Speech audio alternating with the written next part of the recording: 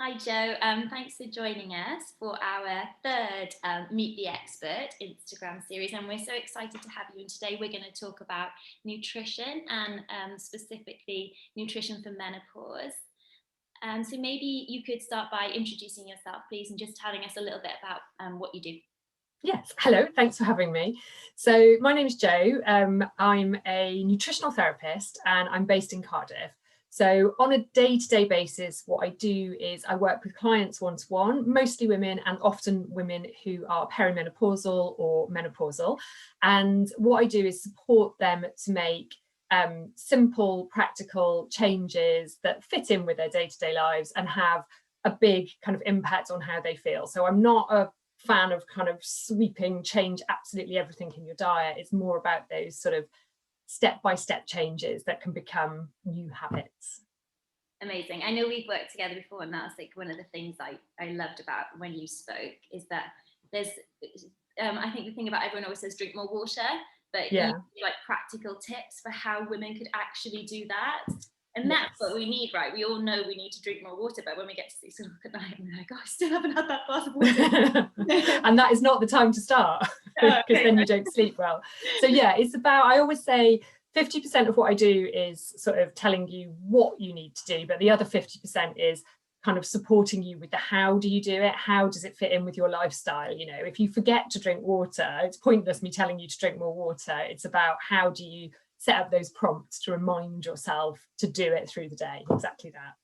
Amazing, amazing. And Joe, I've got some questions for you. So we're going to jump straight in with the first one. So what would be your key, we don't have long, so I'm going to go, what would be your key eating tips for eating well during peri and post-menopause? Okay, so what I would say is, you know, all women are different going through perimenopause and menopause. So it does depend on kind of how you're going into it. So as women, I find that a lot of us have been going at 100 miles an hour, 24/7 for years, holding it all together. And we're coping with all of that. We're coping with all of the demands. We're coping with all of these things that are thrown at us. But sometimes that big hormone shift that you get in perimenopause is the thing that tips a lot of women sort of over the edge, if you like. So takes them into that zone where they're not coping as well as they did. So they might not, you know, respond to stress quite as well. They might be lacking in energy, as well as those kind of classic kind of, you know, night sweats, hot flashes. So lack of energy is a huge one. Okay. So in terms of my kind of top tip, if you like, for that, we tend to, when we're busy, we grab food on the go, and we tend to grab quite carb-based foods because they're quick and they're easy. So we grab pasta, we grab a sandwich, we have cereal, or we have toast for breakfast. And actually it's protein foods. So protein helps us to feel full. It helps us to feel satisfied. It helps to sort of stabilize our energy levels and keep us going through the day. It can also provide us with the raw materials for things called like our neurotransmitters. So we've probably all heard of serotonin. So they will have an effect on mood and anxiety levels. So protein we get from meat, fish, eggs, nuts, seeds, lentils, chickpeas, beans, tofu. So start your day with a protein-based breakfast instead of a carb-based breakfast. And this is a tip I give to people across the board. It will help you feel full, it'll help you feel satisfied, it'll stop you craving sugary snacks mid-morning, and it's just gonna help stabilize your energy, stop those kind of big dips. Examples of that would be, if you don't want to go kind of like wildly different from what you're having, swap from something like cereal to porridge or overnight oats, but add some nuts or some seeds, or just like a scoop of protein powder in there is a good idea. If you've got a bit more time, you could go for eggs for breakfast. So I would say every nutritionist's favorite breakfast is eggs, scrambled, poached, omelette, boiled egg, whatever you want, but they are a perfect breakfast. They also have something called lecithin, which is a natural relaxant, so it can help you feel calmer. Not on its own, you might have to do a few other things too. So protein for breakfast is a huge one, and you can continue that through with protein with all of your other meals and snacks as well, but start simple and focus on it for breakfast to start with.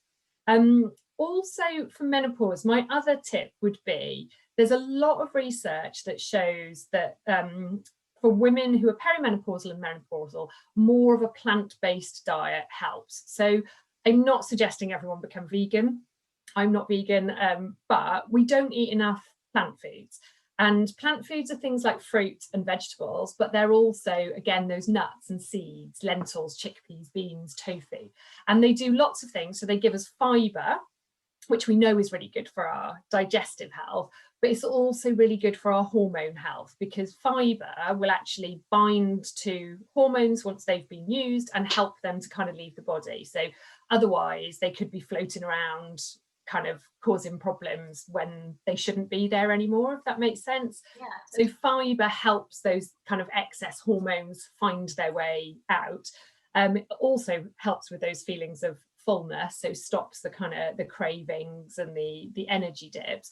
But plants also have something called phytoestrogens, which are a plant-based estrogen. So all living things have estrogens, and they can help to balance our own estrogen levels.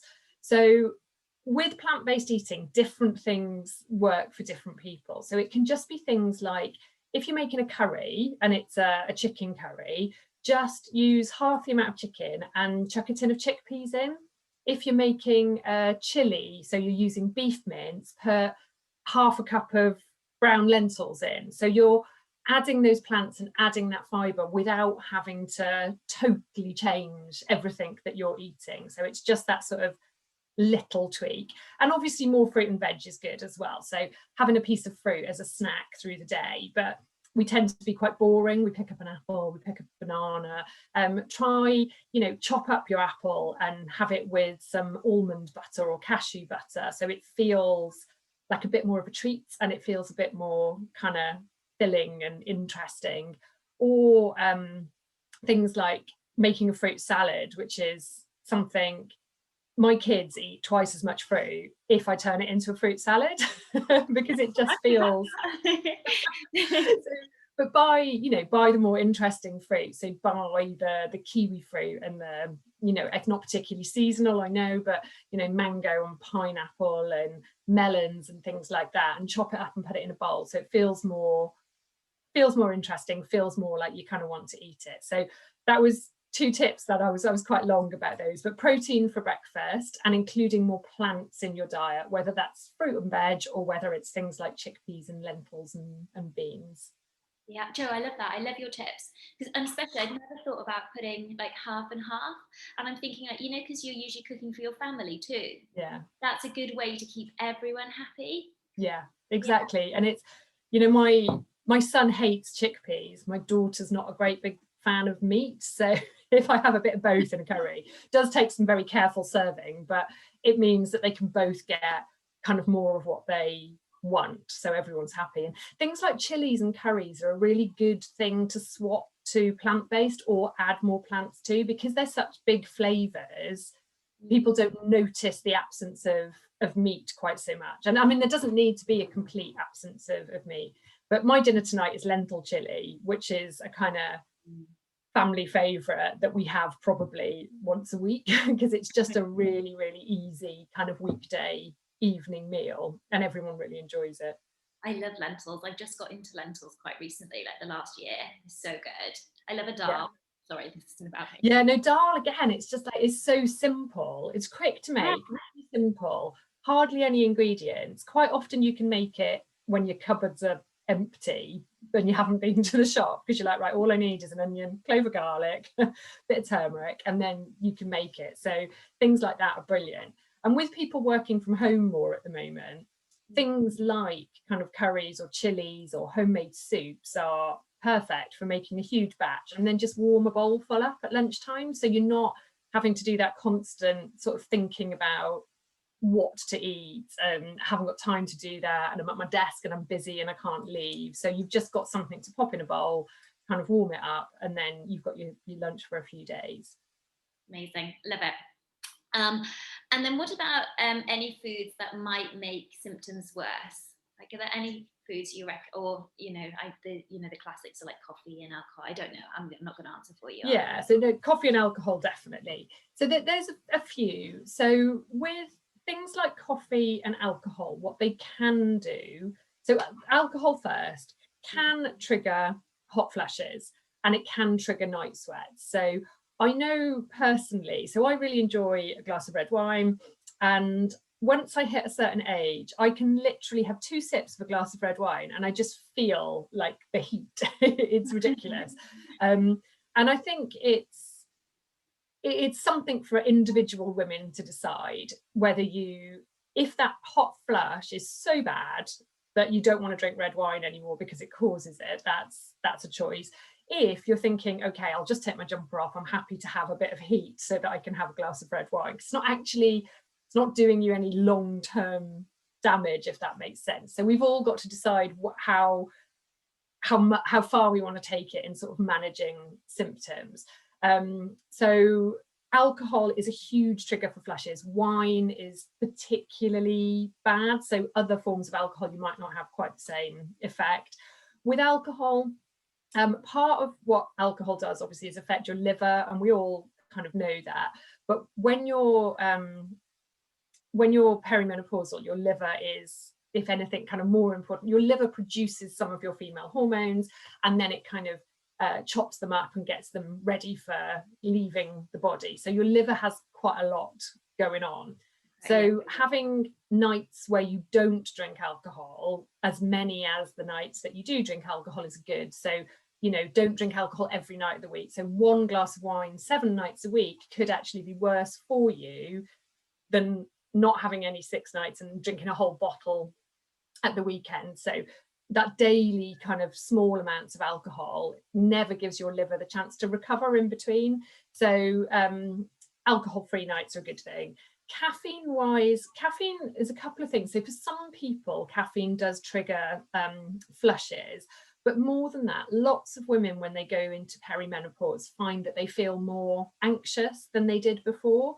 And caffeine is a huge trigger for anxiety. And just because we've always drunk it and it hasn't had an effect, it doesn't mean that doesn't change, because our tolerance for caffeine actually declines as we get older. The other problem with caffeine is sleep. So again, because our tolerance declines as we get older, even though it's never kept us awake before, that doesn't mean that it's not keeping us awake now. It could be having a sort of different effect. And women do suffer quite often with poor sleep, like even bordering on insomnia when they hit perimenopause. So that can be related to hot flushes. It can just be a separate thing. In terms of other foods, I think those two are kind of big ones, but I would say other foods can be quite individual. So lots of women do experience digestive problems when they hit perimenopause. Things like sugar can be a huge trigger for those digestive problems. Sugar can actually feed into sort of peaks and big dips in energy levels as well. And it's not about cutting it out. It's never about cutting it out, but it can be about reducing it down. So taking one of your sugary snacks in the day and swapping it for something else, or going back to that, having protein for breakfast, so then you kind of crave the sugary snacks less. And on the subject of kind of sleep and anxiety, one of the things that helps the most is magnesium. So magnesium is our relaxing mineral. It can help to sort of relax your muscles. So if you suffer from muscle cramps, it's good. But it can also... I didn't know that. I should know that. Well, you can actually... Can you take it in pregnancy for restless legs? This is just going off on a tangent now. No, when you get the crampy in pregnancy. Yeah, but you don't have to take it as a supplement. So there's two. You can buy magnesium oil in either like a little spray or a pump action thing, which you can kind of massage into the crampy bits or the restless legs. What I would say though is the oil, it can make the skin feel like slightly warm and tingly. Now, if I put it on my shoulders, that's absolutely fine, and the warm tingliness kind of subsides. If I put it on my legs, I don't know why, I find it really irritating, and I'm like, but you can wipe it off after like 20 minutes because the magnesium oil's already sort of sunk in at that point. So good for muscle cramps, good for sort of restless legs. You can also get magnesium flakes that you put in the bath. And then you get like the double relaxation of relaxing in the bath and having the magnesium flakes. And if in perimenopause you struggle with sleep, a magnesium bath before bed can be good, but you have to make sure it's not too hot, because if it's really hot, then that's gonna not help your sleep either.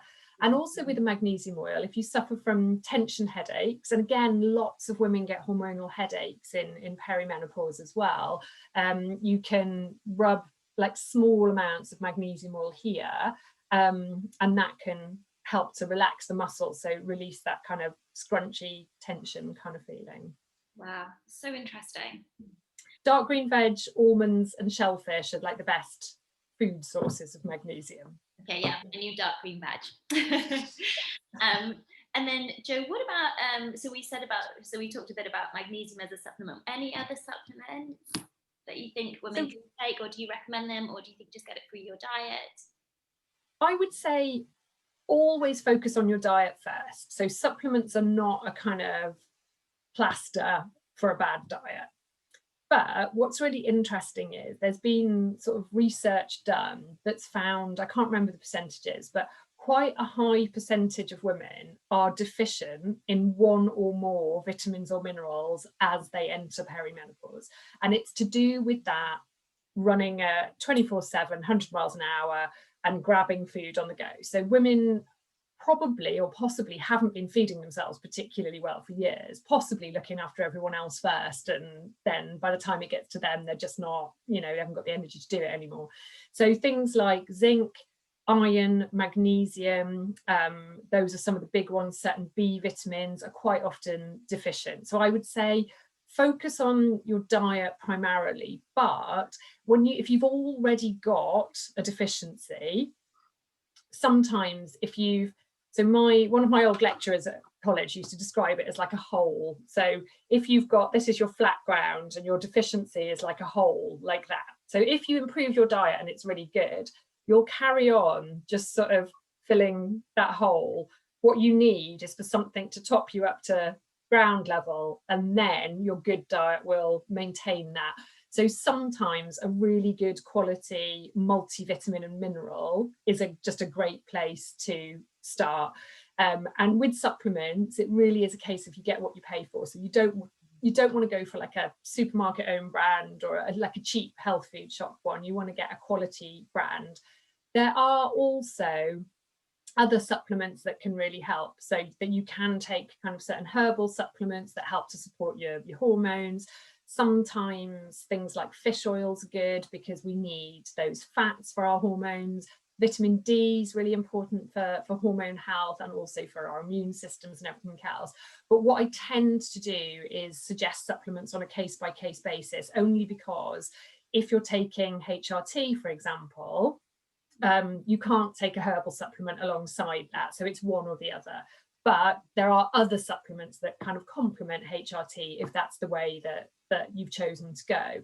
And also I would look at any medications or any health conditions and kind of looking at the individual and suggesting supplements from there. So across the board, probably a multivitamin is my kind of big suggestion, a good quality one, and then other things on a sort of case-by-case basis. Okay, and to get the good quality supplement, the health food store would be your best place to go. Yeah, so independent health food shops are great. So it depends where you live, but in Cardiff we've got Bean Freaks, which is a really good one. And if you don't have a good health food shop where you live, because not everyone does, then online is quite a good option. Possibly not Amazon, because you can get really good ones on Amazon, but you can also get really random ones on Amazon. So there's a few sort of British supplement companies who are a good choice to go to. Okay, amazing, thank you. And so I'm really conscious of time, it goes so quickly. So I think you've been so generous with your knowledge, thank you. And like, just there's so many things that I listening to you, I'm like, oh, this is such a game changer for people, and like it's little things that you could do right now, even just from this talk. And that's so generous of you to do that. Thank you. But what if people were listening to you? And I think like diet is like exercise. Our choices, good and bad, can make huge effects on how we feel and even like our quality of life. So if someone's watching this and they're thinking that they want more help, what do you offer? So when I work with people, I offer monthly packages. And the reason I do that is because I used to offer one-off appointments, and I realized that what I was doing was giving people loads of information, and they were going, yes, this makes sense, this is perfect, I'm going to do it. But then when you leave the room and you go back to your day-to-day life and you're busy and there's demands coming from everywhere, it all just goes out the window. So what I've realized is people need to know what to do, but they also need the support to do it. And that applies to me as well. So if I were exercising, for example, and I gave this example recently, I joined a gym years ago. I got taught how to use all the machines, and I was like, yeah, this is great. And then I went back and I was like, oh, I don't know what I'm doing. I can't do it by myself. And so I didn't go anymore. That was me done. So what I do is monthly packages with weekly appointments. I would spend quite a lot of time sort of getting to know people, what their life is like, what their schedule's like, responsibilities, what their biggest challenges are, what they struggle with. And then I will suggest 2 or 3 changes at a time. And I will talk to them about how those things fit in with their day-to-day life, how it will actually work for them. And then each week we'll kind of check in and say, how did that go? What worked, what didn't, how can we tweak it, what can we add to it from here? And then we'll build it up into a program from there. And I really, really think that a small change that lasts for the long term is far, far better than a huge change that you can only keep up for a week, because it's just not doable in your life once you're busy. Yeah, and I think that about obviously we've been doing a lot of training, Joe and I recently, the other Joe, Physio Joe, and we've been doing a lot to do with nutritional courses, but obviously I'm a PT, not a nutritionist. And I think sometimes you read like women peri or post-menopause need to cut out alcohol completely to feel better. And that's just like, for a lot of women, I also really enjoy a glass of red wine. That maybe just isn't achievable for me, right? For me to have balance in my life. So that's what I loved about your advice. I think it's things like that are a choice. It's, how much of a certain symptom are you willing to put up with in order to have the glass of wine that you enjoy? I think telling people that they have to give up alcohol altogether, I just think is alienating, because then you make people feel like if they can't do that or they don't want to do that, then either they're rubbish or they're because we have that kind of telling ourselves we're rubbish all the time if we can't achieve things, which just isn't true. Or people just don't engage and then don't make any changes. So I think the version of healthy that people want to be is their own choice. That's not up to me to decide. I can tell them what might be impacting their symptoms and what might be good, but how far they take that is up to them, not up to me.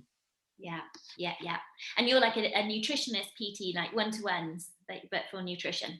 Yeah, exactly. Yeah, amazing. And can ladies do that online too?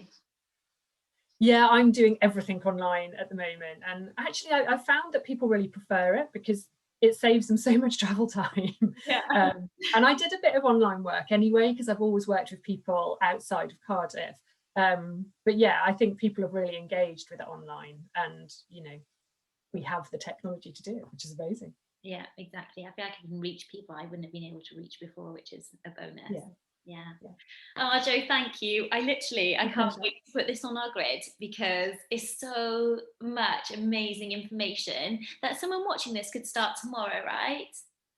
Yeah, start with one thing. That's always my big thing. Start with one thing. Maybe you're going to start with having protein for your breakfast. And if the thought of changing your toast is horrifying, just put some peanut butter on it. That's, start with one thing, focus on that. Once that becomes a habit, then you move on to the next thing and the next thing, and you build it up from there. Yeah, exactly. The same as exercise. Amazing. Lovely. Thanks so much. Thanks, Joe. So nice to talk to you. You too. Bye. Bye.